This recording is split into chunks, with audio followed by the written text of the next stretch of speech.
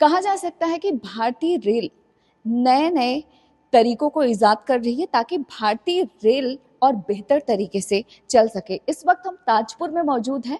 पहली बार ताजपुर में ऐसा क्या हुआ है कि हम सभी लोग ताजपुर में हैं, इसी पर बातचीत करने के लिए हमारे साथ मौजूद हैं आरसी मीना जी। इनसे जानेंगे।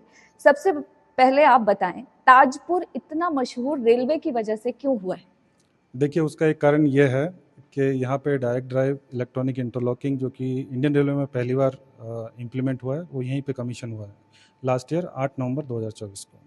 जी, ये जिस सिस्टम की आप बात कर रहे हैं, आप बताएं ये क्या है और ये किस तरीके से काम करेगा? देखिए, इसको हम ऐसे समझ सकते हैं कि जो हमारी सिग्नलिंग इंटरलॉकिंग का जो माइंड है, जो डिसीजन मेकर है, वो यही सिस्टम है। इसमें डिफरेंट कार्ड्स होते हैं जो कि सिग्नलिंग ईयर्स को ड्राइव भी करते हैं और उनका स्टेटस भी चेक करते हैं और उसके बेसिस पे डिसीजन लेके सिग्नल क्लियरेंस को डिसाइड करते हैं कि उसको करना है कि नहीं करना है।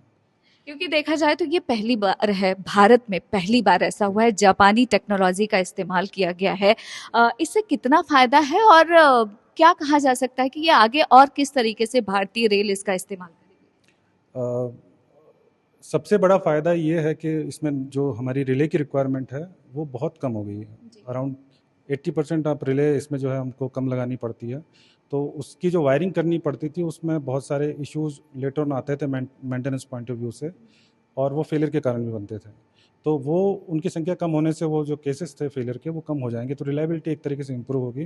कॉपर केबल की रिक्वायरमेंट बहुत कम हो जाएगी क्योंकि इसमें जो एलयू यूज़ करते हैं, जो लाइन इक्विपमेंट यूनिट, और वो कॉपर पे कनेक्टेड नहीं है, वो OFC के थ्रू कनेक्टेड है। तो हमारी कॉपर केबल की रिक्वायरमेंट भी अराउंड 70% कम हो जाती है इसके बाद। बिल्कुल। ये जो नया सिस्टम है, इसके साथ ही आपका पुराना सिस्टम भी है। आपसे ये जानना चाहूंगी कि ये किस तरीके से काम कर रहा था और ऐसी मतलब और इसके नए वाले सिस्टम के आने से कितना फायदा हुआ? इसको पुराना तो नहीं बोलेंगे, बट जो हमारा पुराना सिस्टम इस स्टेशन पर स्थापित था वो रिले बेस्ड था। इसको रिले बोलते हैं, ये जो आप यूनिट देख रहे हैं इसको रिले बोलते हैं। ये पूरा जो इंटरलॉकिंग हम अचीव करते थे वो इन रिले की वायरिंग्स के थ्रू करते थे। तो उनकी संख्या, नंबर ऑफ रिलेज हमारे अराउंड 1000 हुआ करते थे, और जो वायर्स जो इनको इंटरकनेक्ट करते थे वो लैक्स में होते थे, मिलियंस में होते थे इनफैक्ट। तो अब वो आपका सिमट के सिर्फ एक रैक में आ गया है। तो आप देख सकते हैं कि कितना ईजी टू मेंटेन है ये, और कितना इससे रिलायबिलिटी भी फिर इम्प्रूव हुई है। तो क्या कहा जा सकता है कि जो दुर्घटनाएं होती थी उसमें कमी होगी और जहां तक ह्यूमन एरर की बात है उसमें किस तरीके से कमी आएगी? देखिए, ह्यूमन एरर से जो फेलियर्स होते थे सिग्नल के वो रिड्यूस होंगे। जी, बिल्कुल। तो आप सुन रहे हैं मीना जी का सीधे तौर पर कहना है कि इस नए सिस्टम की वजह से जो ह्यूमन एरर है उसमें काफी कमी आएगी, यानी कि भारतीय रेल की जो रफ्तार है वो और भी गति के साथ आगे बढ़ेगी। और इसी वजह से ताजपुर न केवल ताजपुर में बल्कि पूरे देश में मशहूर हो चुका है।